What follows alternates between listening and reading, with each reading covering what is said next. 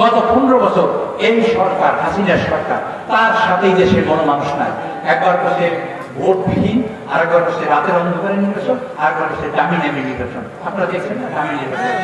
এই কইরা তারা ক্ষমতায় থাকছে। তারা বিএনপি, জামাত এবং এই জাতীয় আমাদের এই এলাকায় কোন লোক যাতে কোনো রাজনীতিতে আসতে না পারে তার জন্য কাজ করছে।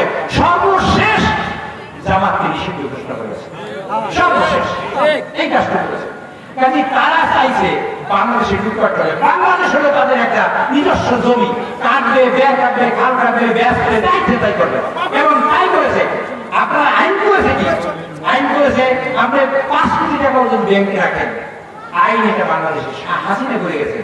আপনি যদি ব্যাংক দেউলি হয় তাহলে আপনি পাবেন 1 লাখ টাকা, 5 কোটি টাকা পাইবেন 1 লাখ। কারণ তারা জানে ব্যাংক তারা দেউলিয়ে করবে, ব্যাংক সব দেউলি হয়ে গেছে, সব টাকা লুটপাট করছে, সব টাকা বিদেশ নিয়ে গেছে, সমগ্র টাকা বিদেশ নিয়ে আপনাদের খোসা রেখে গেছে একটা দেশে। এই খোসার ধরে প্রভাবের করছে, এই খোসার ধরে আজকের এই অ্যাডভাইজারি বডি তারা কি করে অন্তর্বর্তী সরকার। এই সরকারকে প্রথমত কাজ হলো আমাদের সহযোগিতা করা। 1 নম্বর কাজ আমাদের কাজ কি? কিভাবে সহযোগিতা করবো?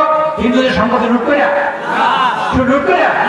হিন্দুদের সম্পত্তি যাতে লুট না হয়। আজকে 90 বিএনপি হওয়ার চেষ্টা করছে, অনেক নেতা কর্মীরা তারা তাদের আত্মীয় স্বজন কে কোথায় আছে তাদের বাজারে উঠবার চেষ্টা করতেছে, তাদের খাওয়ার চেষ্টা করছে।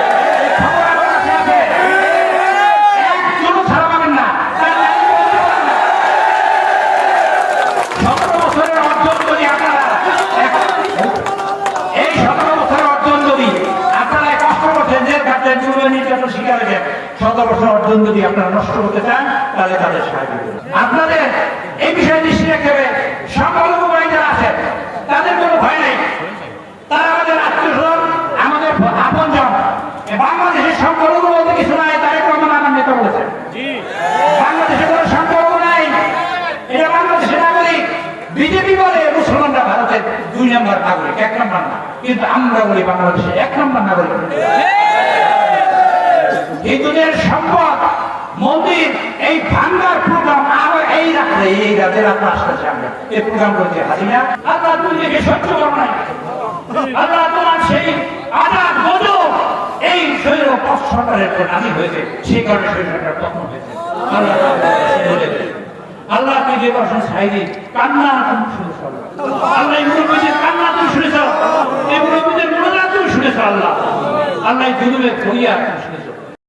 রাষ্ট্রীয় সাংগঠনিক তারা প্রদেশ সচিব আসানা আহমেদ বাপ্পি, আপনাদের সামনে এখন বক্তব্য রাখছেন